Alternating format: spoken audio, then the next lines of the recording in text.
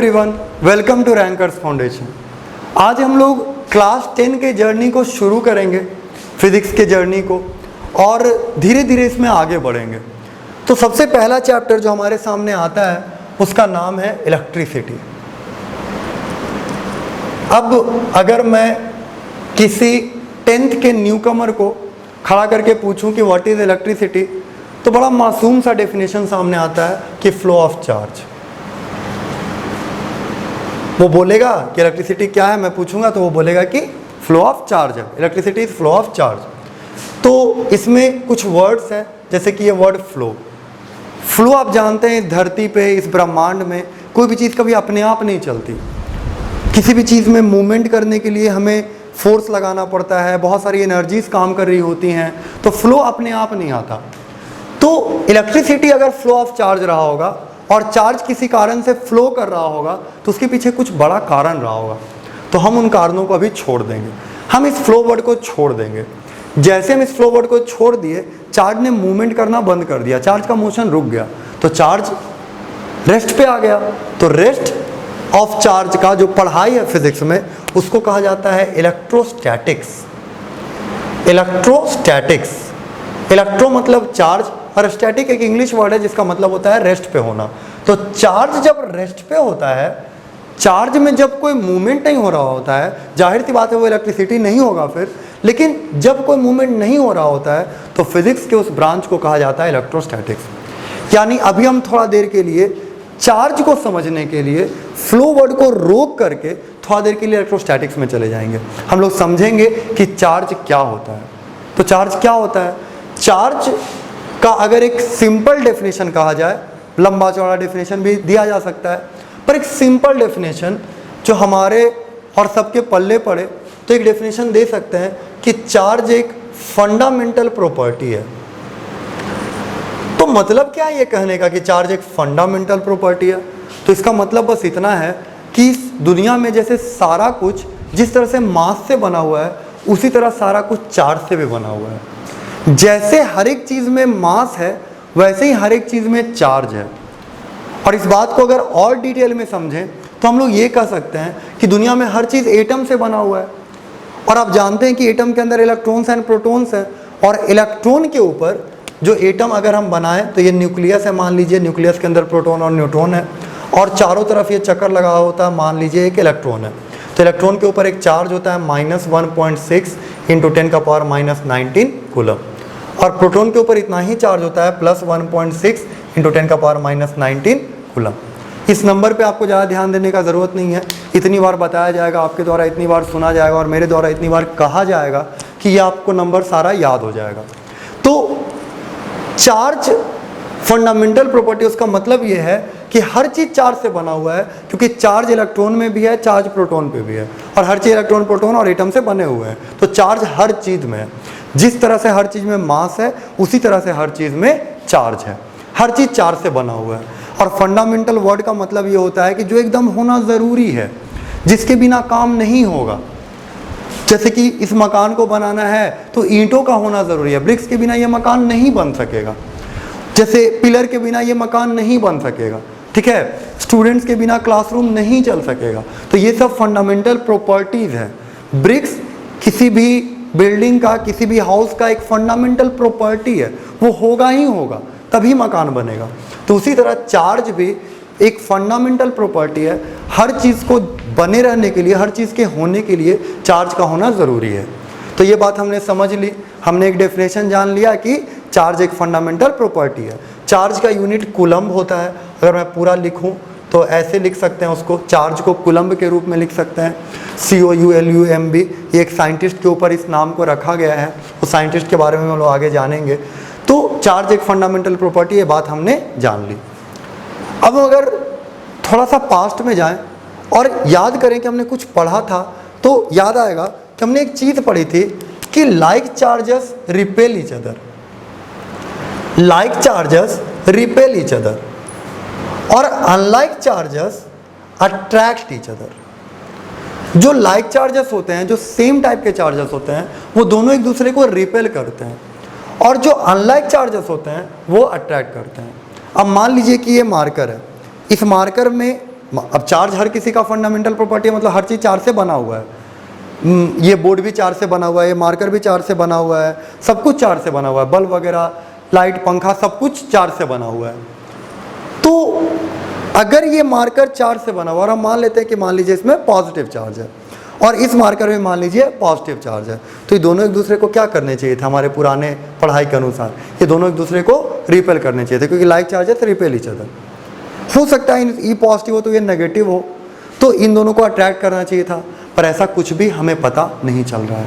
हम जब इन दोनों को पकड़ रहे हैं तो ना ही किसी तरह का अट्रैक्शन और ना ही किसी तरह का रिपल्शन हम फील कर पा रहे हैं। तो अब हम सोचेंगे कि भाई चार्ज तो फंडामेंटल प्रॉपर्टी है, हर चीज़ में चार्ज होना चाहिए, हर चीज़ में चार्ज है, और चार्जेस अगर लाइक हो तो रिपेल करना चाहिए, अनलाइक हो तो अट्रैक्ट करना चाहिए। तो फिर इस मार्कर को या तो अट्रैक्ट करना चाहिए या तो रिपेल करना चाहिए। तो भाई ये दोनों बातें तो कंट्राडिक्टरी हो गई, ये दोनों बातें तो एक दूसरे को फुलफिल कर ही नहीं पा रही। तो हम इसके पीछे जाएंगे कारण, तो हम लोग अपना दिमाग लगाएंगे, तो सोचेंगे कि अच्छा हो सकता है ऐसा कि चार्ज के बीच जो फोर्सेस लग रहे हैं वो बहुत छोटे रहे होंगे, क्योंकि ऐसा हमने पहले पढ़ा है, हमने ग्रेविटेशन चैप्टर में पढ़ा है कि F = Gm1m2/r²।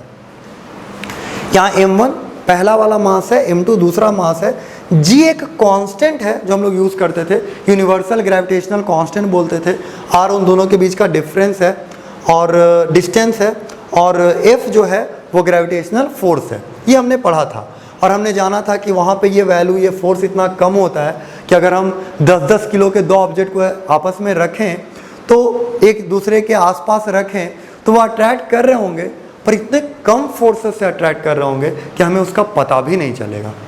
तो हम सोच सकते हैं कि चार्ज में भी कुछ ऐसा ही हो रहा होगा। तो मैं आपको कंपैरिजन के लिए फोर्स का, चार्ज में जो फोर्स का इक्वेशन है वो लिख के दिखाता हूँ। तो वहाँ होता है F = K(Q1Q2)/r²। आपने 9th में ग्रेविटेशन चैप्टर में जो पढ़ा था उसमें G का वैल्यू पढ़ा होगा 6.67 × 10⁻11।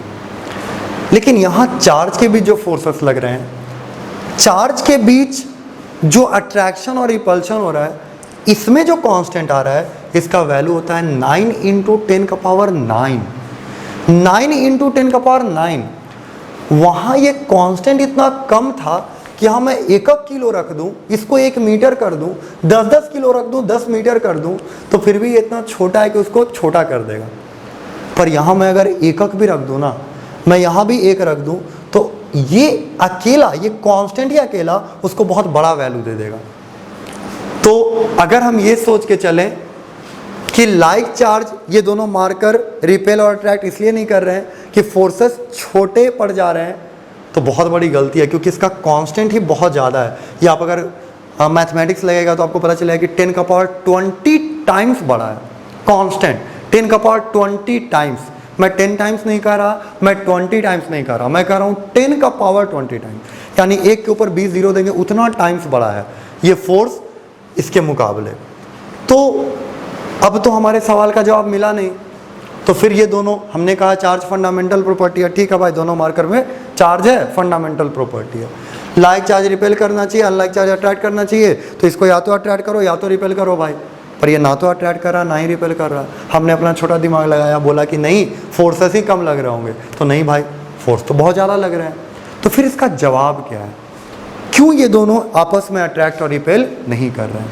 तो इसका अट्रैक्शन और रिपल्शन नहीं करने के पीछे कारण बस इतना है कि ये सब एटम से बने हुए हैं, और एटम में मैं मान लूँ अगर कि 20 प्रोटॉन है, मान लूँ अगर 20 प्रोटॉन है, तो जाहिर सी बात है कि 20 इलेक्ट्रॉन भी रहे होंगे, और 20 प्रोटॉन और 20 इलेक्ट्रॉन मिलके एक दूसरे को न्यूट्रल कर देंगे, और हमारे हाथ में क्या आएगा, 0। यानी ये दोनों मार्कर एक दूसरे को अट्रैक्ट और रिपेल इसलिए नहीं कर रहे क्योंकि इन दोनों के इलेक्ट्रॉन्स और प्रोटॉन्स ने एक दूसरे को न्यूट्रल कर रखा है, और ये नेट में 0 चार्ज है, ये भी नेट में 0 चार्ज है। तो हमें लगेगा कि हमारे सवाल का जवाब मिल गया, लेकिन एक्चुअली सवाल और कॉम्प्लिकेटेड हो गया। क्यों? चार्ज एक फंडामेंटल प्रॉपर्टी है, तो अट्रैक्ट और रिपेल करना चाहिए, तो तो वो इसलिए नहीं कर रहा क्योंकि जीरो है। तो फिर अट्रैक्ट और रिपेल करने वाला बात कब के लिए पढ़े थे? अट्रैक्ट और रिपेल करने वाली बात जो हमें पढ़ाई गई थी वो कब के लिए थी? तो इसके लिए हमें समझना होगा कि चार्ज क्या होता है और हम यहाँ किस चार्ज की बात कर रहे हैं। चार्ज एक फंडामेंटल प्रॉपर्टी है, ये बात पूरी तरह सच है, पर यहाँ फ्लो ऑफ चार्ज में या चार्ज कहने में या लाइक अनलाइक कहने में हम जिस चार्ज का बात कर रहे हैं वो फंडामेंटल प्रॉपर्टी वाला चार्ज नहीं है। होगा ऐसा कि मान लीजिए किसी एटम में 20 प्रोटॉन है। अब आप जानते हैं कि मैं प्रोटॉन का संख्या को वही रख रहा हूं, क्यों? क्योंकि प्रोटॉन न्यूक्लियस के अंदर कैद होता है और प्रोटॉन कहीं आ या जा नहीं सकता है। तो 20 प्रोटॉन है मान लीजिए किसी एटम के अंदर, और कोई कारण से 2 इलेक्ट्रॉन आ जाते हैं, तो हो गए 22 इलेक्ट्रॉन।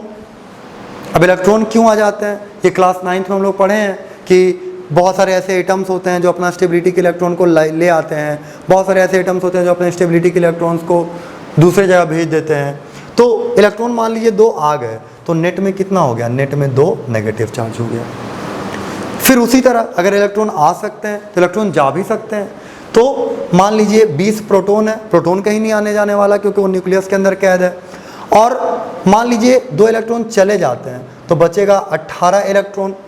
तो ये हो गया अब 2 प्लस चार्ज, यानी कि इलेक्ट्रॉन अगर कहीं मेहमान बन के आ जाए तो हमको मिलेगा नेगेटिव चार्ज। इलेक्ट्रॉन अगर कहीं दूसरे जगह चला जाए, दूसरे जगह का मेहमान बन जाए, तो वहाँ हो जाएगा, हमको मिलेगा प्लस चार्ज। तो ये डिफरेंस है जो फंडामेंटल प्रॉपर्टी वाला चार्ज है और जिस चार्ज का हम लोग बात करने वाले हैं। जिस फंडामेंटल प्रॉपर्टी वाला जो चार्ज है उसमें नेगेटिव चार्ज इलेक्ट्रॉन के चलते हैं और पॉजिटिव चार्ज प्रोटॉन के चलते हैं।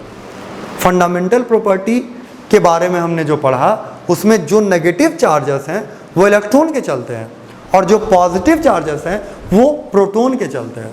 पर जिस चार्ज के बारे में हम लोग को जानना है, जो चार्ज आपस में अट्रैक्ट और रिपेल करते हैं, वो उसका नेगेटिव चार्ज भी इलेक्ट्रॉन के चलते हैं, पॉजिटिव चार्ज भी इलेक्ट्रॉन के चलते हैं। बस जो नेगेटिव चार्ज है वो है, नेगेटिव चार्ज जो है वो है excess of electron, excess of electron, electron के ज़्यादा होने से। और जो पॉजिटिव चार्ज है वो है डेफिसिट ऑफ इलेक्ट्रॉन, मतलब इलेक्ट्रॉन के कम होने से। जैसे ही इलेक्ट्रॉन कम हो जाएगा हम उसको बोलेंगे कि एक पॉजिटिव चार्ज है, जैसे ही इलेक्ट्रॉन ज़्यादा हो जाएगा हम उसको बोलेंगे कि एक नेगेटिव चार्ज है। यानी जितने भी नेगेटिव चार्जेस हैं वो हो जाएंगे एक्सेस ऑफ इलेक्ट्रॉन के चलते होते हैं, और जितने भी पॉजिटिव चार्ज हैं और वो डेफिसिट ऑफ इलेक्ट्रॉन के चलते होते हैं। यानी नेगेटिव चार्ज भी बनाने वाला इलेक्ट्रॉन है और पॉजिटिव चार्ज भी बनाने वाला इलेक्ट्रॉन है। दोनों की बातें इलेक्ट्रॉन के चलते ही हो रही हैं। हम लोग चार्ज के बारे में पढ़ रहे थे और चार्ज में हमने देखा कि चार्ज किसे कहते हैं, चार्ज क्या होता है, और फिर हमने फंडामेंटल प्रॉपर्टी वाला चार्ज भी जाना। जो फंडामेंटल प्रॉपर्टी वाला चार्ज वो इलेक्ट्रॉन के ऊपर होता है और वो प्रोटॉन के ऊपर होता है, और वो चार्ज होता है एटम के ऊपर, पर वो हमारे किसी काम का नहीं था। हमने जाना कि चार्ज, फ्लो ऑफ चार्ज में, या चार्ज जब हम बोलते हैं, जब हमें कहते हैं कि like charges repel each other और unlike charges attract each other, तो वहाँ हम किस चार्ज की बात कर रहे होते हैं? तो वहाँ फंडामेंटल प्रॉपर्टी वाले चार्ज की बात नहीं कर रहे होते हैं। यहाँ हम उन चार्जेस की बात कर रहे होते हैं जो या तो इलेक्ट्रॉन के आने से बनते हैं या तो इलेक्ट्रॉन के जाने से बनते हैं। इलेक्ट्रॉन के आने के चलते नेगेटिव चार्जेस बनते हैं और इलेक्ट्रॉन के जाने के चलते पॉजिटिव चार्जेस बनते हैं।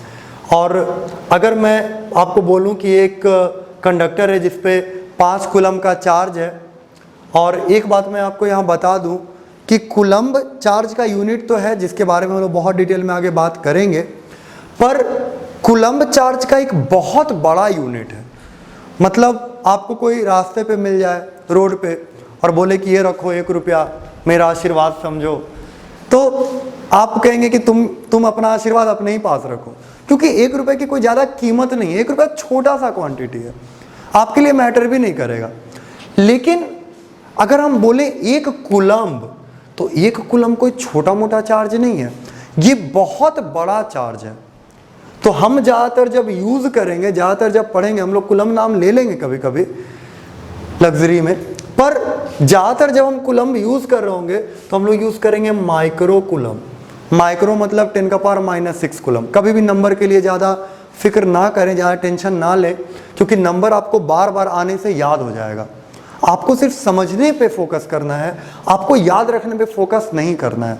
जब चीज़ें हमारे से बार बार होकर के गुजरती हैं तो हमें याद रह जाती हैं, लेकिन समझ में आना वो डेवलपमेंट का पार्ट होता है। तो आप समझने पे फोकस करें, आप कोशिश करें कि आपको समझ में आ रहा हो चीज़, ना कि याद करने का कोशिश करें। और याद करना वैसे भी एजुकेशन का पार्ट नहीं है। तो माइक्रो कूलम यूज़ करेंगे, इसका मतलब होता है 10⁻⁻⁶। 10⁻⁻⁶ जब भी लग गया तो उसको माइक्रो बोल सकते हैं। फिर नैनो कूलम यूज़ करेंगे, जो कि हो जाएगा 10⁻⁹। देखिए माइनस में ही लगा रहे हैं, क्योंकि एक कूलम बहुत बड़ा यूनिट है चार्ज का। एक कूलम कोई छोटी मोटी बात नहीं है कि हम कभी भी एक कूलम कि हाँ तुम ले जाओ 10,000 कूलम, तुम ले रखो 20,000 कूलम, ऐसा हम लोग नहीं कर सकते हैं। एक कूलम बहुत बड़ा यूनिट है, और ये कितना बड़ा यूनिट है इसके ऊपर हम लोग बात करेंगे जब हम लोग प्रॉपर्टीज ऑफ चार्ज भी पढ़ रहे होंगे, शायद आज ही वो बात हो। फिर बात होगा कभी कभी मिली कूलम का बात होगा, 10⁻³ कूलम, ये भी मिली कूलम हो जाएगा। तो ये सब चार्ज का जो यूनिट है कूलम, ये एक बहुत बड़ा यूनिट है। और मैं जब 5 कूलम कर रहा हूँ तो ये एक बहुत बड़ा चार्ज है, काफ़ी बड़ा चार्ज है। ये हमारे प्रैक्टिकल यूजर्स में, डेली लाइफ में जो यूज़ होने वाले चार्जेस हैं उसमें ये चार्जेस नहीं है। हालांकि डेली लाइफ में हम लोग चार्जेस का बात भी नहीं करते हैं उतना, ज़्यादातर करंट वगैरह का बात करते हैं, जो हम लोग देखेंगे आगे। तो 5 कूलम मान लीजिए एक चार्ज है, मैं आपसे पूछूं कि ये 5 कूलम कैसे बना, तो क्योंकि ये प्लस चार्ज है आपको ये जानना होगा कि ये डेफिसिट ऑफ इलेक्ट्रॉन से बना, मतलब इलेक्ट्रॉन के जाने से बना। अगर आपको मैं बोलूं कि -2 कूलम चार्ज है, ये कैसे बना, तो ये -2 कूलम चार्ज इलेक्ट्रॉन के आने से बना और एक्सेस ऑफ इलेक्ट्रॉन के चलते बना। तो जितने भी नेगेटिव चार्जेस हैं वो एक्सेस ऑफ इलेक्ट्रॉन के चलते बनते हैं, और जितने भी पॉजिटिव चार्जेस हैं वो डेफिसिट ऑफ इलेक्ट्रॉन के चलते बनते हैं। यानी हम जिस चार्ज के बारे में पढ़ेंगे, हम जिस चार्ज के बारे में जानते थे कि like charges repel each other, unlike charges attract each other, वो चार्जेस इलेक्ट्रॉन के चलते केवल या प्रोटॉन के चलते केवल नहीं होते हैं, वो दोनों ही इलेक्ट्रॉन के चलते ही होते हैं। बस इलेक्ट्रॉन के जाने के चलते, इलेक्ट्रॉन अगर चला जाए सिस्टम को छोड़ के या एटम को छोड़ के, तो इलेक्ट्रॉन के जाने से पॉजिटिव चार्ज बनेगा और इलेक्ट्रॉन के आने से नेगेटिव चार्ज बनेगा। तो चार्ज का जो थ्योरी है वो हम लोग का थोड़ा क्लियर हुआ कि चार्ज किसको कहते हैं। पॉजिटिव चार्जेस इलेक्ट्रॉन के जाने से बनते हैं, बात बहुत ज़रूरी है, बात इंपॉर्टेंट है, बात बार बार आती रहेगी और ज़रूरत पड़ती रहेगी कि पॉजिटिव चार्जेस इलेक्ट्रॉन के जाने से बनते हैं और नेगेटिव चार्जेस इलेक्ट्रॉन के आने से बनते हैं। ठीक है, तो चार्ज अगर बन गए तो चार्ज के प्रॉपर्टीज क्या होते हैं, तो अगला हम लोग का सेगमेंट है जिसको हम लोग बोलेंगे properties of charge. Properties of charge, ऐसे तो मैं अगर इसमें बहुत सारे फिजिक्स के प्रिंसिपल्स मिला दूं तो बहुत सारी प्रॉपर्टीज कह सकते हैं, पर हमारा 10th क्लास सिंपल हम लोग पढ़ेंगे। तो सबसे पहला प्रॉपर्टी जो हम लोग जानेंगे वो होगा एडिटिविटी ऑफ चार्ज। जब भी आप किसी टॉपिक का नाम जाने, जब भी कुछ लिखा हुआ मिले आपको साइंस में, तो आप उसको अंग्रेजी से समझें, आप उसको इंग्लिश से समझें कि इंग्लिश का क्या मतलब निकल, आप उसके नाम का मतलब रखें, जानें। क्योंकि साइंस में नाम ऐसे ही नहीं रखा जाता, साइंस में नाम सोच समझ के रखा जाता है, उसके हिसाब से रखा जाता है। हम लोग घर में कुछ भी नाम रख देते हैं किसी का भी, वो बिल्कुल अलग बात होती है। हम लोग नाम रखने से पहले सोचते नहीं है ज़्यादा, लेकिन यहाँ पे नाम बहुत सोच समझ के रखा जाता है। तो एक सिंपल सा वर्ड है एडिटिविटी ऑफ चार्ज, मतलब चार्ज का एडिटिविटी, मतलब चार्ज को जोड़ा जा सकता है, चार्ज को सिंपली जोड़ा जा सकता है। तो अगर ये पहला प्रॉपर्टी का बात करें कि चार्ज का प्रॉपर्टी एडिटिविटी ऑफ चार्ज, तो इसका सीधा सा मतलब इतना है कि चार्ज को सिंपली जोड़ा जा सकता है। अब जैसे कि कंफ्यूजन उठा कि मान लीजिए कि मेरे एक हाथ में 6 कूलम चार्ज है, दूसरे हाथ में 2 कूलम चार्ज है, मैं बहुत कंफ्यूज था पूरा मिलाकर के कितना है, 6 कूलम 2 कूलम, ये टोटल कितना हुआ, कैसे होगा, क्या होगा। तो ज़्यादा घबराने की ज़रूरत नहीं है, चार्ज को सिंपली जोड़ा जा सकता है। आपके टोटल में 8 कूलम चार्ज है। अगर आपके पास मान लीजिए एक तरफ -10 कूलम चार्ज है और एक तरफ मान लीजिए कि आपके पास 30 कूलम चार्ज है, तो आप पूरा कंफ्यूज हैं कि कितना चार्ज है, कितना चार्ज है, टोटल मिला करके कितना हुआ। तो आप अगर इन दोनों को सिंपली जोड़ दें, आया 20 कूलम, आपको टोटल जोड़ करके 20 कूलम चार्ज मिलेगा। तो बड़ा सिंपल सा प्रॉपर्टी है चार्ज का। पहला प्रॉपर्टी एडिटिविटी ऑफ चार्ज, कि charge can be added like scalars. जैसे हम किसी भी चीज़ को जोड़ घटा देते हैं, वैसे आप चार्ज को भी जोड़ घटा सकते हैं, और आपको जो नंबर मिलेगा वही जोड़ने पे मिलने वाला है। तो सिंपल, जैसे आप नंबर को जोड़ते हैं वैसे चार्ज को आप जोड़ घटा सकते हैं। लेकिन अगर हम इसके डेप्थ में जाएं तो देखते हैं इस बात का मतलब क्या निकलता है। ठीक है, आपको बता दिया गया है कि जितने भी पॉजिटिव चार्ज हैं वो इलेक्ट्रॉन के जाने के चलते बनते हैं, इलेक्ट्रॉन कम हो जाता है वहाँ से, और जितने भी नेगेटिव चार्जेस हैं वो इलेक्ट्रॉन के आने के चलते बनते हैं, वहाँ इलेक्ट्रॉन ज़्यादा हो जाता है। और ब्रह्मांड का एक नियम है कि जब कभी भी फ्लो बनता है, हम लोग थोड़ा थोड़ा फ्लो वर्ड की ओर पहुँच रहे हैं, जब कभी फ्लो बनता है तो हमेशा हायर टू लोअर बनता है, हमेशा ऊंचे से नीचा बनता है। अगर मैं इस मार्कर को गिराऊं तो ये ऊपर से नीचे गिरेगा, नीचे से ऊपर नहीं जाएगा। क्यों? क्योंकि यहाँ पे इसका एनर्जी ज़्यादा है और यहाँ पे एनर्जी कम है, यानी कि ये हायर एनर्जी है और ये लोअर एनर्जी है। तो ये ऊपर से नीचे जाएगा, हायर टू लोअर जाएगा, कभी लोअर टू हायर नहीं जाएगा। सारी चीज़ों का फ्लो हमेशा हायर टू लोअर होता है। मान लीजिए मैं एक कमरे में यहाँ पे 100 डिग्री सेल्सियस कर दूं, बीच में एक आयरन का, बीच में एक लकड़ी का टुकड़ा रख दूं और यहाँ पे 0 डिग्री सेल्सियस कर दूं, और फिर मैं ये लकड़ी का टुकड़ा हटा दूं, तो किधर से किधर फ्लो होगा? तो हमेशा 100 से 0 की तरफ होगा। 0 से 100 की तरफ कोई हीट का फ्लो नहीं होगा, हीट का फ्लो 100 से 0 की ओर होगा। क्यों? क्योंकि ब्रह्मांड का नियम है कि हर चीज़ हायर टू लोअर फ्लो करता है। तो उसी तरह अगर एडिटिविटी ऑफ चार्ज को हम लोग समझना चाहें तो मान लीजिए हमारे पास एक चार्ज है जो कि है 10 कूलम, और मान लीजिए हमारे पास एक चार्ज है जो कि है 2 कूलम। मैं इस चार्ज को नाम देता हूं A और इस चार्ज को नाम देता हूं B। ये चार्ज है हमारा A, ये चार्ज है हमारा B, और मैं इनको जोड़ना चाहता हूं। तो बड़ा सिंपल है कि charge can be added like scalar, जैसे आप जोड़ते हैं वैसे जोड़ दीजिए। तो मुझे पता है कि मैं इन दोनों को अगर जोड़ूंगा तो 10 और 2 12 होता है, तो 12 कूलम चार्ज होगा। पर वो 12 कूलम चार्ज मुझे कैसे मिलेगा? वो 12 कूलम चार्ज मुझे किस रूप में मिलेगा? कैसे होगा वो 12? उसके अंदर का प्रोसेस क्या है? तो वो अगर मैं जानना चाहूँ तो इसको जोड़ने के लिए जाहिर सी बात है, अगर ये कंडक्टर है, इसको जोड़ना है तो आपको एक कंडक्टर वायर से जोड़ना होगा। मान लीजिए मैं इसको जोड़ दूँ ऐसे, तो अब क्योंकि ये 12 कूलम है, अब देखिए यहाँ हायर लोअर का कंसेप्ट हो गया। अभी आपने देखा था कि 100 से 0 होता है, तो आप थोड़ा देर के लिए गेस करें कि फ्लो किधर होगा चार्ज का, चार्ज किधर से किधर मूव करेगा। क्योंकि ब्रह्मांड का नियम है कि हायर टू लोअर फ्लो होता है। जहाँ भी चीज़ें ऊंची हैं और जहाँ भी चीज़ें नीची हैं तो ऊंचा से नीचा हमेशा फ्लो होगा। किसी के पास ज़्यादा पैसा है, किसी के पास कम पैसा है, तो ज़्यादा वाला कम वाले को दे सकता है।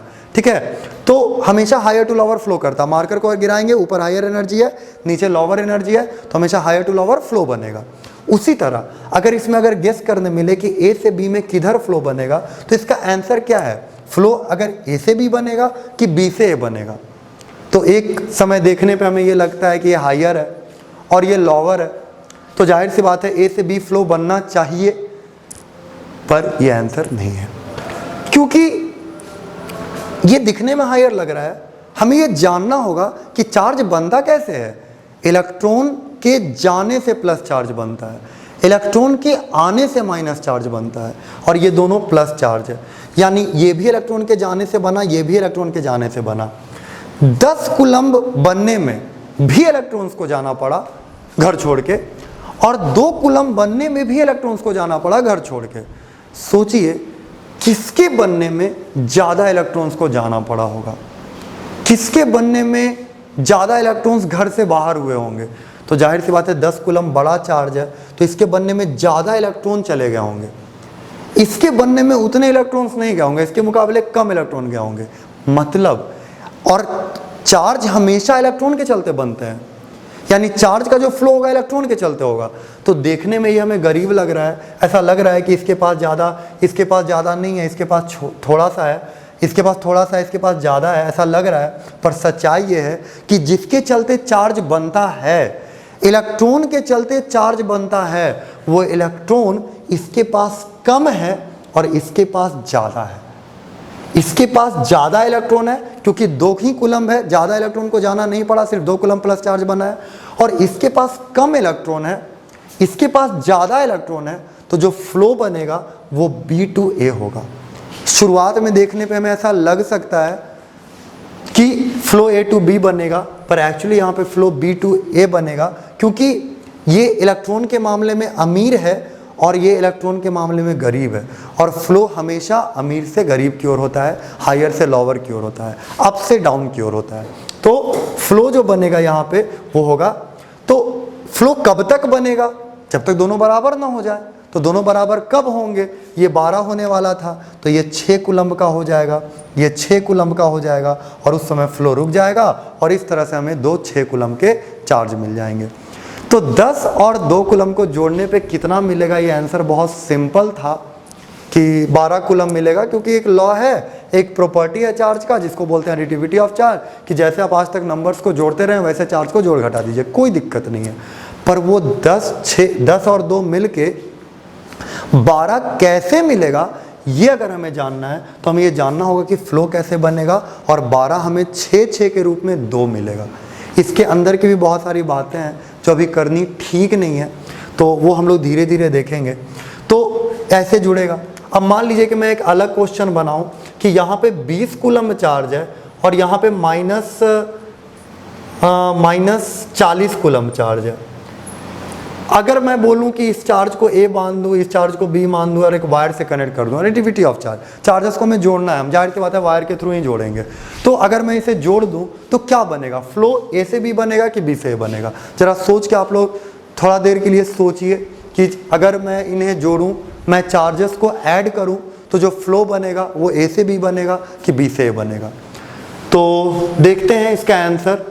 अब ये सब कुछ डिपेंड करेगा कि इलेक्ट्रॉन के मामले में, क्योंकि चार्जेस इलेक्ट्रॉन के चलते बनते हैं, तो इलेक्ट्रॉन के मामले में कौन अमीर है और इलेक्ट्रॉन के मामले में कौन गरीब है।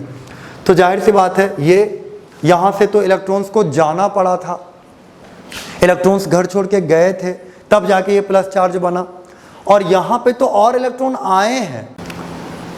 तो अगर हम इसका जवाब ढूंढें तो यहाँ पर इलेक्ट्रॉन्स आए हैं और यहाँ से इलेक्ट्रॉन चले भी गए हैं, यानी ये अगर दोनों 0 होता तो दोनों बराबर में होता, माइनस होने के चलते ये और अमीर हो गया और ये और गरीब हो गया। तो जाहिर सी बात है ये अमीर है, ये गरीब है, तो ये फ्लो बनेगा B से।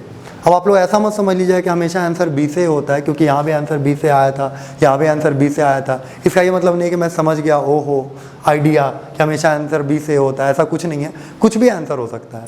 और देखिए, अगर मान लीजिए कि मैं यहाँ पे बोलूँ कि ये -10 कूलम्ब है, और यहाँ पर मैं आपसे बोलूँ कि ये मान लीजिए कि -2 कूलम्ब है, माइनस कर देता हूँ मैं, और फिर मैं इसे A मान लूँ और इसे B मान लूँ, तो फिर चार्जेस जुड़ जाएंगे। मैं पूछूंगा कि चार्जेस कितने होंगे, तो -2 मिलके -10 -2 मिल करके -12 कूलम्ब चार्ज होंगे। पर कैसे? A to B कि B to A? तो तार से जोड़ देते हैं, तार से जोड़े A to B B to A।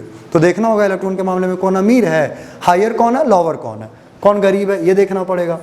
तो -10 -2, तो जाहिर सी बात है कि ये चार्जेस, नेगेटिव चार्जेस बनने के लिए इलेक्ट्रॉन्स आए होंगे, -10 होने के लिए इलेक्ट्रॉन्स आए हैं और -2 बनने के लिए भी आए हैं, लेकिन -10 बनने के लिए ज़्यादा इलेक्ट्रॉन्स आए होंगे, -2 बनने के लिए कम इलेक्ट्रॉन्स आए होंगे। तो ये हो गया हायर, ये हो गया लोअर, तो फ्लो बनेगा A से B, इस तरह से।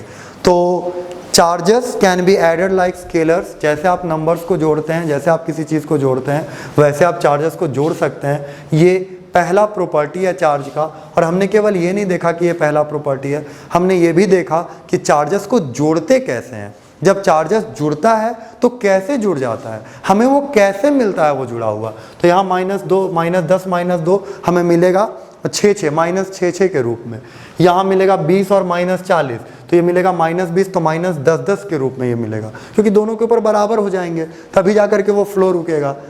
तो इस तरह से ये बातें हम लोग कर सकते हैं। तो हम लोग पढ़े एडिटिविटी ऑफ चार्ज के बारे में। चार्जेस को सिंपली जोड़ा जा सकता है, घटाया भी जा सकता है, जैसे नंबर्स के साथ ट्रीट करते हैं वैसे हम लोग चार्जेस के साथ ट्रीट कर सकते हैं। और हम लोगों ने ये भी देखा कि चार्ज को आखिर जोड़ते कैसे हैं।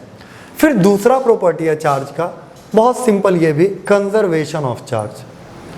बात केवल कंजर्वेशन ऑफ चार्ज की नहीं है, कंजर्वेशन ऑफ एनीथिंग। कोई भी चीज का अगर कंजर्वेशन लॉ रहे तो आप सीधा ये जाने कि the initial is equal to final. Conservation of energy, energy can neither be created nor be destroyed. Conservation of momentum, momentum can neither be created nor be destroyed.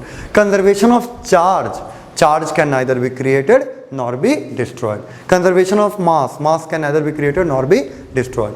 तो कंजर्वेशन अगर कुछ का भी हो जाता है तो इसका मतलब है कि आपको लिख देना है neither be created nor be destroyed. पर इसका मीनिंग अगर हम निकालें तो ये निकलता है कि हम चार्ज को बना नहीं सकते हैं और हम उसको हटा भी नहीं सकते हैं, बिगाड़ भी नहीं सकते हैं, डिस्ट्रक्ट नहीं कर सकते हैं। चार्ज कभी भी हम लोग ना तो बना सकते हैं ना ही बिगाड़ सकते हैं। तो जैसे कि मान लीजिए इसका एक यूज़ ये होता है, इसका एक एग्जांपल ये ले सकते हैं कि एटम के अंदर होता क्या है कि कभी कभी न्यूट्रॉन टूट जाता है, एक प्रोटॉन में और एक इलेक्ट्रॉन में। तो न्यूट्रॉन के ऊपर चार्ज कितना था? 0। प्रोटॉन के ऊपर क्या था? मान लीजिए प्लस वो नंबर, ठीक है, हम उसको 1 मान के चल रहे हैं, यूनिट मान के, तो +1 और यहाँ -1, तो ये दोनों जुट के भी कितना हुआ? 0। यानी 0 था, लास्ट में 0 ही बन गया। ये अलग बात है कि न्यूट्रॉन टूट के प्रोटॉन और इलेक्ट्रॉन हो गया, लेकिन 0 चार्ज 0 ही रहा, neither be created nor be destroyed. यानी कंजर्वेशन ऑफ चार्ज का सिंपल सा ये मीनिंग है कि charge can neither be created nor be destroyed. तो ये सिंपल सा दूसरा प्रॉपर्टी चार्ज का। तीसरे प्रॉपर्टी की ओर आते हैं, जो सबसे बेसिक है, हम लोग को न्यूमेरिकल्स की ओर ले जाएगा। थोड़ा थोड़ा न्यूमेरिकल्स इससे बनाते हैं हम लोग। और सबसे बड़ी बात है कि अभी मैंने थोड़ा देर पहले कहा था कि 1 कूलम बहुत बड़ा चार्ज है, तो वो इससे बनने में, इससे मदद मिलेगा हम लोग को उसको जानने में। तो तीसरे प्रॉपर्टी का नाम है क्वांटाइजेशन ऑफ चार्ज। मैंने आपसे कहा है कि जब भी आप कोई वर्ड सुने आप उसका मतलब जानने की कोशिश करें। ये कोई फिजिक्स का वर्ड नहीं है, ये इंग्लिश का वर्ड है। क्या मतलब होता है? चार्ज तो हम लोग समझ रहे हैं थोड़ा थोड़ा, क्या मतलब होता है इस वर्ड क्वांटाइजेशन का? तो जब भी कोई चीज एक निश्चित अमाउंट में घटे या बढ़े, जब भी कोई चीज एक निश्चित अमाउंट में घटे या बढ़े तो उसको हम लोग क्वांटाइजेशन कहते हैं। बड़ा सिंपल सा एक एग्जांपल ले सकते हैं। जैसे मान लीजिए कि आप अपने घर में, आपके घर में पेरेंट्स आपको पर डे 2 रुपया दे रहे हैं, तो आपको आज 2 रुपया मिला और आप कंजर्वेशन पहले पढ़े थे, तो आप क्या करते हैं कि अपने बैंक में, पिगी बैंक में 2 रुपया के सिक्के को डाल देते हैं। उस 2 रुपये के सिक्के को आपने उसमें डाल दिया, ठीक है। अगले दिन फिर 2 रुपया मिला और आपने फिर से डाल दिया, फिर से हर दिन ऐसे करते रहे और एक दिन आपको बहुत गजब मुसीबत का सामना करना पड़ा और ऐसा नौबत आ गया कि आज आपको अपना पिगी बैंक तोड़ना पड़ेगा। आपने तोड़ा, सोचा था कि अच्छा खासा पैसा मिलेगा और आपने ये सोच करके अपने पिगी बैंक को तोड़ा। तो जब आपने ऐसा किया, आप उसमें केवल 2-2 रुपये के सिक्के डालते थे। आपने कभी 5 रुपया नहीं डाला, आपने कभी 1 रुपया नहीं डाला, आपने कभी 98 नहीं डाला, आपने कभी 100 का नोट नहीं डाला, हमेशा 2 रुपया का सिक्का डाला, क्योंकि हर दिन 2 रुपया मिलता था और 2 रुपया का सिक्का के रूप में मिलता था। और आपने बहुत दिन करने के बाद उससे जब फोड़ा तो आपको 17 रुपये मिले। क्या ऐसा हो सकता है? नहीं, 17 रुपये हमें नहीं मिल सकते हैं। 17 रुपया इम्पॉसिबल है। क्यों? क्योंकि अगर हम 2 डाल रहे हैं तो या तो 16 रहे होंगे, या 18 रहे होंगे, या 20 रहे होंगे, 2 के मल्टीपल में रहे होंगे। 17 नहीं हो सकता है, 18 रहा होगा, 16 रहा होगा। तो ये 2 आपके उस पिग्गी बैंक का क्वांटाइजेशन है। आप उससे पैसा निकालेंगे तो कम से कम 2 रुपया निकालेंगे, आप उसमें जब पैसा डालेंगे तो कम से कम 2 रुपया डालेंगे, वो मिनिमम है। उससे ज़्यादा या उससे कम के रेट में आप उसको घटा बढ़ा नहीं सकते हैं, तो वो क्वांटाइजेशन हुआ। अब सोचिए आप थोड़े और बड़े हुए, घर से आप 5 रुपया मिलने लगा, आपको 5 रुपये का सिक्का पर डे मिलने लगा, और एक दिन फिर से आपका मुसीबत आना पड़ा, आपने फिर से पिगी बैंक को खोला और आपको 24 रुपया मिला। ये भी नहीं हो सकता है, क्योंकि अब जब 5 रुपया क्वांटाइजेशन हो गया, 2 रुपया वाला सिक्का आपने ख़त्म कर दिया था पहले, तो 24 रुपया नहीं हो सकता, या तो 25 रहा होगा, या 20 रहा होगा, या 35 रहा होगा। तो ये इस बार क्वांटाइजेशन आपका हो गया 5 रुपया। यानी जब कोई चीज़ किसी मिनिमम अमाउंट में घटता या बढ़ता है तो उसके लिए हम लोग कह सकते हैं कि वो क्वांटाइजेशन ऑफ चार्ज है। तो सोचिए हमारा चार्ज बनता कैसे था। हमारा चार्ज ऐसे बनता था कि इलेक्ट्रॉन या तो आता था या इलेक्ट्रॉन जाता था। तो सोचिए जो भी घटेगा या बढ़ेगा, जो भी चार्ज बनेगा या बिगड़ेगा, वो जब भी वैसा होगा तो इलेक्ट्रॉन के ही रेस्पेक्ट में घटेगा या बढ़ेगा। तो हम लोग लिखते हैं इलेक्ट्रॉन के ऊपर जो चार्ज होता है वो हम लोग लिखते हैं ई। मान लीजिए इलेक्ट्रॉन के ऊपर जो चार्ज होता है उसको लिखते हैं ई। ई का वैल्यू मैंने शुरुआत में लिखा था, उस नंबर का आपको टेंशन नहीं लेना है, वो नंबर ऐसे मैं लिख देता हूँ 1.6 × 10⁻⁻19 कूलम। तो इलेक्ट्रॉन का के ऊपर इतना चार्ज है और ये इलेक्ट्रॉन के ऊपर चार्ज है। इलेक्ट्रॉन के ही आने या जाने से सारा चीज बन रहा है, सारा चार्जेस बन रहा है। तो सोचिए जो चार्ज मुझे अंत में मिलेगा उसको मैं क्यू मान लेता हूँ। पूरे फिजिक्स में चार्ज को आमतौर पे क्यू से डिनोट करते हैं, इलेक्ट्रॉन के ऊपर जो चार्ज है उसको ई से डिनोट करते हैं और नंबर्स को एन से डिनोट करते हैं। तो जो चार्ज हमें मिलेगा वो इलेक्ट्रॉन के ऊपर जो चार्ज है, इलेक्ट्रॉनिक जो चार्ज है उसके ही एन टाइम से मिलेगा, उसके ही एन टाइम से मिलेगा। और ये चार्ज प्लस भी हो सकता है और ये चार्ज माइनस भी हो सकता है। ये प्लस कब होगा? ये प्लस तब होगा जब होगा डेफिसिट ऑफ इलेक्ट्रॉन्स, इलेक्ट्रॉन्स कम रहे होंगे, पुरानी बातें फिर से आ गई। और ये माइनस कब होगा? ये माइनस तब होगा जब होगा एक्सेस ऑफ इलेक्ट्रॉन्स, इलेक्ट्रॉन्स जब ज़्यादा हो जाएगा। तो ये बहुत खूबसूरत और बहुत यूजफुल इक्वेशन निकल के आता है Q = ± NE। मतलब कि चार्ज को जोड़ने और घटाने से चार्ज जो हमें मिलेगा, जो हमें फाइनल चार्ज मिलेगा वो ±NE के टर्म में होगा। और इसी इक्वेशन को कहा जाता है क्वांटाइजेशन ऑफ चार्ज। और ये क्वांटाइजेशन वर्ड का मतलब ये है कि एक छोटी क्वांटिटी के रेस्पेक्ट में कोई चीज़ घट या बढ़ रहा है। तो Q = ±NE। इस पे जाते ही सबसे पहला न्यूमेरिकल हमें ये मिलता है क्लास 10th में कि एक कूलम्ब को बनाने के लिए how many electrons are required to form 1 coulomb of charge. आप कुछ भी लिखने का या उतारने का झंझट ना पालें, आपको हमारी तरफ से नोट्स और हर दिन का असाइनमेंट दे दिया जाएगा। आज क्योंकि हम लोग बेसिक कर रहे हैं, आज ये आपको नहीं मिलेगा, लेकिन अगले क्लास से या उसके अगले क्लास से जब ऐसा लगेगा कि हम लोग कुछ कंटेंट हमारे पास गैदर हो गया है तो हम आपको नोट्स और रोज़ का क्वेश्चन आपको प्रोवाइड करा देंगे, तो आप कुछ भी उतारने का उतना झंझट ना पालें। तो एक कूलम्ब चार्ज जो है उसको बनाने में कितने इलेक्ट्रॉन्स लगते हैं, how many electrons are required to form 1 coulomb of charge. तो इसको अगर निकालना चाहें तो हम वहाँ रख देते हैं Q = ±NE। Q कितना है हमारा 1 कूलम्ब, ठीक है। प्लस माइनस एक नंबर का कोई ये नहीं, तो हम n लेके चलते हैं। और E जो है ये हमारा इतना है, तो ये हो जाएगा × 1.6 × 10⁻⁻19 कूलम्ब, 1.6 × 10⁻⁻19 कूलम्ब। अब हमें n का वैल्यू निकालना है क्योंकि वही पता है कि कितना नंबर ऑफ इलेक्ट्रॉन्स चाहिए ताकि हमको 1 कूलम्ब चार्ज मिल जाए। तो n ये हम वहाँ ले जाते हैं तो हो जाएगा 1/1.6 × 10⁻⁻19 कूलम्ब। जब भी आप कैलकुलेशन कर रहे हो कोशिश करें कि, और यहाँ 1 कूलम्ब तो ये कूलम्ब कट जाएंगे और ये जो बचेगा ये ऊपर चला जाएगा 10⁻19, नीचे वाला ऊपर जाके प्लस और नीचे बचा 1.6। हम यहाँ से ऐसे निकाल लेंगे 10 × 10⁻18 और बाई 1.6, और इस 1.6 को जब डिवाइड करेंगे 6.25 × 10⁻18। इस कैलकुलेशन पे आप डाउट ना करें, बहुत सालों से यही कैलकुलेशन आ रहा है। तो 6.25 × 10⁻18 यानी इतने इलेक्ट्रॉन्स चाहिए, इतने इलेक्ट्रॉन्स चाहिए 6.25 × 10⁻18 इलेक्ट्रॉन्स चाहिए, तब जाके मुझे क्या मिलेगा 1 कूलम्ब चार्ज, सिर्फ 1 कूलम्ब चार्ज। और आप सोचिए कि इतने इलेक्ट्रॉन को अगर मैं नंबर में लिखूं तो देखिए मैं लिख के दिखाता हूं आपको 6 to 5, उस पर 16 जीरो देने हैं तो 2 4 6 8 10 12 14 16। इतने इलेक्ट्रॉन्स मैं जब जमा करूंगा, इस नंबर ऑफ इलेक्ट्रॉन्स को जब मैं जमा करूंगा तो मुझे क्या मिलेगा, मुझे मिलेगा 1 कूलम्ब चार्ज। और सोचिए मैं जब पहला इलेक्ट्रॉन लाया मुझे इतना चार्ज मिला, मैं दूसरा लाया, क्या ये दोनों खुश हो रहे होंगे कि हाँ इलेक्ट्रॉन आया है? नहीं, वो दोनों उदास हो जाएंगे कि रिपेल ईच अदर। तीसरा लाएंगे और झंझट होगा, चौथा लाएंगे और झंझट होगा। सोचिए जब मैं ला करके इलेक्ट्रॉन्स ला करके इतने इलेक्ट्रॉन्स कर दूंगा तब 1 कूलम्ब चार्ज होगा। क्या इतने इलेक्ट्रॉन्स को एक जगह रखना आसान है? नहीं। इसलिए मैंने शुरू में ही कहा था कि 1 कूलम्ब जो चार्ज है ये कोई छोटा मोटा चार्ज नहीं है। ये एक बहुत बड़ा चार्ज होता है, क्योंकि एक कूलम चार्ज को बनाने के लिए इतने इलेक्ट्रॉन्स की ज़रूरत होती है।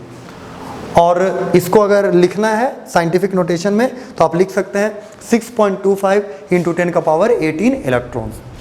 तो ये थर्ड प्रॉपर्टी, इस पे हम लोग और भी न्यूमेरिकल्स आगे चल के करेंगे, बहुत अच्छे न्यूमेरिकल्स। तो ये थर्ड प्रॉपर्टी था क्वांटाइजेशन ऑफ चार्ज।